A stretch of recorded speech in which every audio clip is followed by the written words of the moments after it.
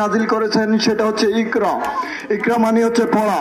এছাড়াও রাসূল সাল্লাল্লাহু আলাইহি সাল্লাম এবং মহান আল্লাহ তাআলা কোরআন এবং হাদিসের বিভিন্ন জায়গায় মানুষকে জ্ঞান অর্জনের প্রতি অনেক বেশি উৎসাহ দান করেছেন এবং রাসূল সাল্লাল্লাহু আলাইহি সাল্লাম বলেছেন দ্বীনি ইলম শিক্ষা করা ফরজ। দ্বীনি ইলম হচ্ছে যে আপনার দ্বীন, আপনার ইসলাম সম্পর্কে আপনার জানা, এটা আপনার ফরজ, এটা আপনাকে জানতেই হবে। এই জানার জন্যই আমাদের এই সকল মাদ্রাসা, যেসব আমাদের এই প্রতিষ্ঠান 1999 সালে প্রতিষ্ঠিত হয়ে বর্তমানে 2026 সাল ছুঁই দীর্ঘ 2 যুগেরও বেশি সময় ধরে আমাদের এই প্রতিষ্ঠান টিকে আছে আমাদের বাড়ির এবং আমাদের সমাজের অনেক মুরব্বীদের হাত ধরে। মহান আল্লাহ তাআলা ওনাদেরকে জান্নাতের উচ্চ মাকাম দান করুন। যারা এই দুনিয়া থেকে বিদায় নিয়েছে তাদেরকে জান্নাত দান করুন। যারা এখনো টিকে আছে তাদেরকে এই মাদ্রাসার সাথে লেগে থাকা তৌফিক দান করুন। আমরা যারা আছি আমাদেরকে এই মাদ্রাসার প্রতি আরেকটু আন্তরিক হওয়ার তৌফিক দান করুন। একটা অভিভাবক সমাবেশের উদ্দেশ্য হচ্ছে অভিভাবকের সাথে মাদ্রাসার শিক্ষকদের এবং কমিটিদের সাথে আমাদের কথোপকথন বা আলোচনা। আমরা আমাদের অভিভাবকদের থেকে শুনবো, আমাদের মাদ্রাসার যদি কোনো অসুবিধা থাকে সেটা সম্পর্কে জানবো, আমাদের মাদ্রাসা কেন্দ্রিক কোনো সমস্যা থাকলে অথবা আমাদের শিক্ষকদের কোনো সমস্যা থাকলে এই আলোচনাগুলো শোনার জন্যই আসলে অভিভাবক সমাবেশ। তো অভিভাবক সমাবেশের যে উদ্দেশ্য, আমরা উদ্দেশ্যটা মাথায় রেখে যদি বলেন একজন অভিভাবক কথা বলবেন আমরা সেটাও করতে পারবো, অভিভাবকদের কথা শুনতে পারবো। তবে আমি অল্প কিছু কথা বলে আমি শেষ করি। যদি আমি এখানে অভিভাবক হিসাবে কথা বলতে পারি, আমার ছোট ভাইও এই প্রতিষ্ঠানে আছে, অথবা বাড়ির ছেলে সন্তান হিসাবেও কথা বলতে পারি। তো আমি মনে করি একটা প্রতিষ্ঠান, আপনার যে বাচ্চা এখন আছে এই বাচ্চা হচ্ছে মাটি দিয়ে পুতুল পাতিল এগুলা তৈরি করে যে কুমোররা, ঠিক ওই মাটির মতো আপনার এই বাচ্চার যে বয়স 3.5 বছর 4 বছর 5 বছরের ওই বাচ্চা, এই বাচ্চাকে যদি এখন আপনি টিপে টিপে পুতুল তৈরি করেন ও পুতুল হবে, আপনি যদি পাতিল তৈরি করেন এ পাতিল হবে। উদাহরণ দিচ্ছি, ধরেন একটা প্রতিষ্ঠান আপনি চাইলে অন্য যে কোনো প্রতিষ্ঠানে দিতে পারেন, তবে আপনার দ্বীনি ইলম শিক্ষার জন্য আপনাকে অবশ্যই মাদ্রাসায় দিতে হবে। আপনি চাইলে স্কুলে দিতে পারেন, স্কুল থেকে সে হাই স্কুলে যাবে, হাই স্কুল থেকে কলেজ ভার্সিটিতে যেতে পারে।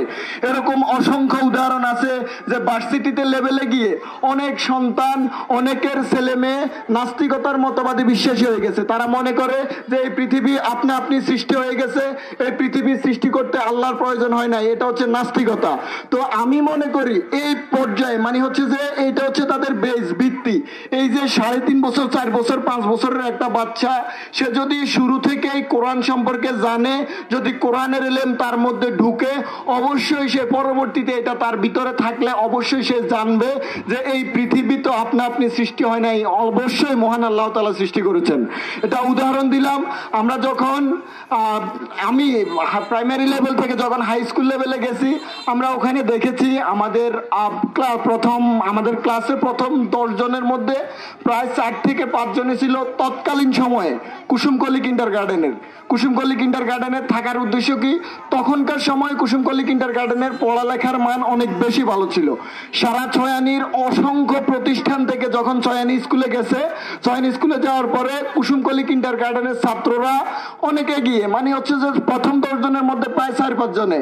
তো এই এগিয়ে থাকার কারণ কি, ওই প্রতিষ্ঠানের যে শিক্ষকরা ছিল বা পরিচালনা কমিটি ছিল, সবার যে একাত্মতা, যে পড়ালেখার আগ্রহ, ওইটার জন্যই আসলে প্রতিষ্ঠানটা এগিয়ে গেছে। ঠিক আমরাও ইনশাল্লাহ আমাদের হচ্ছে যে আমরা দেখতেছি গত 5 বছরের তুলনায় এই 5 বছর এবং এই 5 বছরের তুলনায় আগামী 5 বছর আমাদের প্রতিষ্ঠান দিনকে দিন এগিয়ে যাচ্ছে ইনশাল্লাহ। আমরা আরো অনেক দূর এগিয়ে যাব। আপনাদের সহযোগিতা কামনা করি। আপনারা আপনাদের দায়িত্ব অবশ্যই পালন করবেন। যখন হচ্ছে আপনার বাচ্চা ধরেন আমাদের কাছে 4 ঘন্টা 5 ঘন্টা থাকে, বাকি দিনের অধিকাংশ সময় প্রায় 19 থেকে 20 ঘন্টা আপনার সন্তান আপনার কাছেই থাকে। ওই 20 ঘন্টা আপনার সন্তানকে দেখে রাখার দায়িত্ব আপনার। আপনি যদি আপনার সন্তানকে ঠিকমতো গড়ে তুলতে চান, অবশ্যই আপনাকে যথেষ্ট পরিমাণ গুরুত্ব দিতে হবে। আপনি মনে করতে পারেন যে একটা ছেলের রুল নং 1, আমার ছেলের রুল নং 15, তো এখন হচ্ছে আমার ছেলের জ্ঞান কম। অনেকে এটা চিন্তা করেন, কেন আপনার ছেলের সাথে তো আল্লাহর সাথে কোনো সব দ্বন্দ্ব আছে যে আপনার ছেলের মাথায় জ্ঞান কম দিবে? জ্ঞান সবাইকে সমানভাবে দেওয়া হয়েছে, এটা অর্জন করার বিষয়। যে অর্জন করতে পারবে তার রুল নং 1 আসবে, সে এগিয়ে যেতে পারবে। যে অর্জন করতে পারবে না তার রুল নং নিচে থাকবে। তো এই ক্ষেত্রে এখন হচ্ছে সে ছোট, তাকে সে অবশ্যই আপনাকে বুঝাতে হবে যে কিভাবে করলে সে এগিয়ে যেতে পারবে। তার রুলং 1 2 3 যে হচ্ছে সে পুরস্কার পাচ্ছে, 1 2 3 কে এখানে মঞ্চে ডাকতেছে, তখন আপনি এগুলো ওনাকে বুঝাবেন। এবং আপনার বাচ্চা যে কতক্ষণ আপনার কাছে, যে 20 ঘন্টা আপনার কাছে থাকে, ওই 20 ঘন্টা আপনি আপনার বাচ্চাকে এমন সন্তানের সাথে মিশতে দেবেন না যে সন্তান দিনের অধিকাংশ সময় খেলাধুলায় ব্যয় করে। ওই সন্তানের সাথে মিশতে দিবেন না যে সন্তান কথার শুরুতে গালি দেয়, কথার শেষে গালি দেয়। ওই সন্তানের সাথে মিশতে দিবেন না যে সন্তান দিনের বেশিরভাগ সময় মোবাইলে ব্যয় করে। আপনি আপনার সন্তানকে বুঝাবেন, ওই সকল সন্তানদেরকে, ওই সকল ছেলে মেয়েদের থেকে দূরে রাখার চেষ্টা করবেন। আপনার সন্তান আপনার প্রচেষ্টা এবং আমাদের গাইড, ইনশাল্লাহ আপনার সন্তান আমাদের এই প্রতিষ্ঠানে থেকে একটা সময় যখন অন্য প্রতিষ্ঠানে যাবে, আপনার সন্তানকে দেখে বা আপনার সন্তানের পড়ালেখা দেখে যে কেউ নিশ্চিন্তে নির্দ্বিধায় বলবে এই ছেলে দারুল উলুম হোসাইনিয়া নুরানি মাদ্রাসা থেকে এসেছে। আপনার মেয়েকে দেখে, আপনার মেয়ের পড়ালেখা দেখে 100% আমরা গ্যারান্টি দিচ্ছি ইনশাল্লাহ ওই সন্তান ওই স্কুলের যে শিক্ষক, যে স্কুল বা যে মাদ্রাসায় যাবে, ওই শিক্ষকগণ বলবে যে এই ছেলেটা অবশ্যই বা এই মেয়েটা দারুল উলুম হোসাইনিয়া নুরানি মাদ্রাসা থেকে এসেছে। আমরা ইনশাল্লাহ চেষ্টা করতেছি আমাদের প্রতিষ্ঠানকে এভাবে গড়ে তোলার, আমরা গড়ে তুলবো ইনশাল্লাহ। আমরা আপনাদের প্রচেষ্টায় আমরা আরো অনেক দূর এগিয়ে যাব। কালিশপুর দারুল উলুম হোসাইনিয়া নুরানি মাদ্রাসার সাথে আপনারা এবং আমরা থাকবো, যে কোনো সহযোগিতা, যে কোনো পরামর্শ একসাথে প্রদান করব ইনশাল্লাহ।